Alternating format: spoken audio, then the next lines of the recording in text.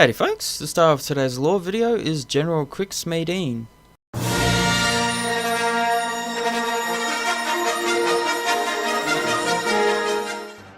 Crix Madine was a believer in strict military discipline, but he also had a surprisingly wicked sense of humour.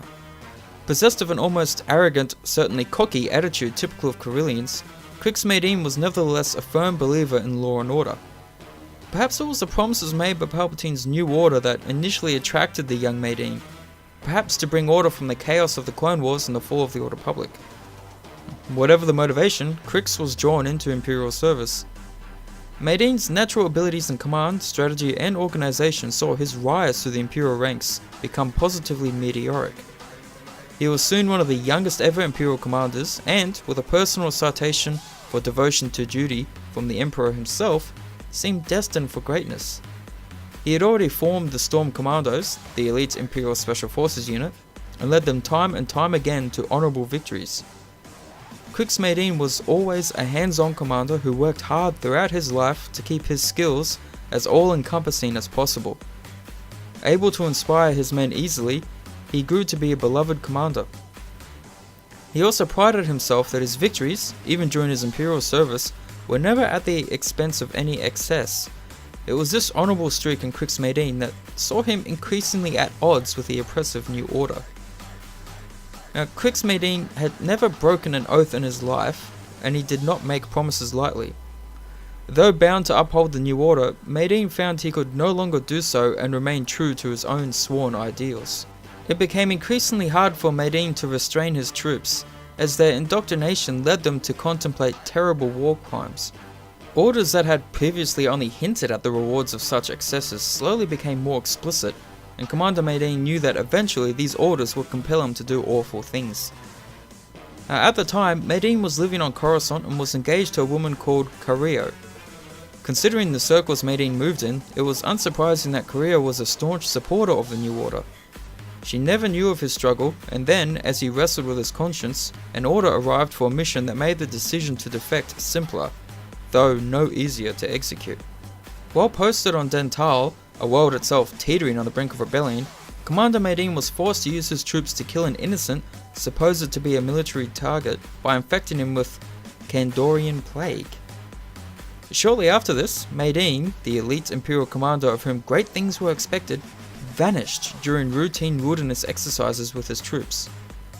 Evading the searches of his own elite troops and surviving in the hostile jungle terrain of Dental was something few could have achieved.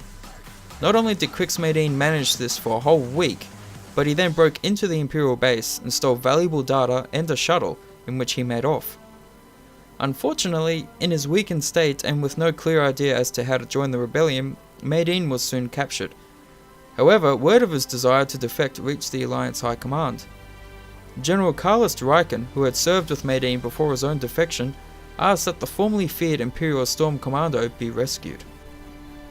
Now, Madine's first captor after his escape from the Imperial base in Dental was Imperial General Rom Mock, creator of the Dark Trooper project.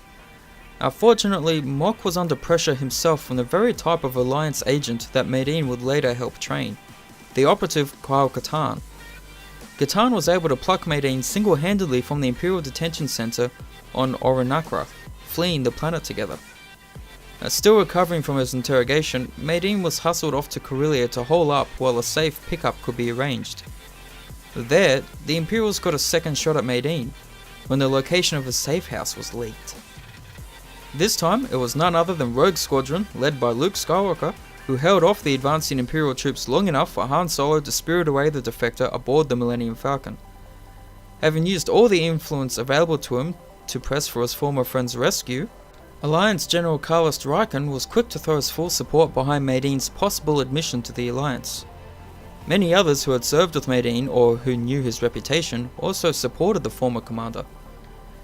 The information Madine had managed to smuggle out swung it for him in the end, and Imperial Commander Madine suddenly found himself Rebel Alliance General Madine. Mon Mothma needed someone to work with his seriously disorganized and ineffective Alliance Special Forces, and, despite protests from some established Alliance commanders, Madine got the job. Maintaining his hands-on approach to leadership, Madine personally established many Special Forces units and oversaw the beginnings of all the others. His briefings to everyone from new recruits to seasoned veterans became legendary, and the general seemed to be everywhere at once. If a mission was of above average importance, the chances were that General Crix Madine would be there, lending his expertise to the mission planning. And very few people beyond the very highest ranking officials of the Rebel Alliance ever knew that it was Crix Madine who finally convinced Mon Mothma that the death of the Emperor, something the Alliance Supreme Commander felt must be an assassination, was necessary. The vast majority of General Madine's victories were actually never trumpeted by the Alliance, so secret were the missions themselves. However, General Madine's organization of the theft of the Imperial Shuttle Tidarium and the subsequent commander operation at the Battle of Endor served as two rare exceptions. And that is General Crix Madine of the Rebel Alliance. So if you liked the video, be sure to leave a like, let me know what you thought of the video, subscribe for more, I hope you enjoyed, and I will talk to you all in the next one.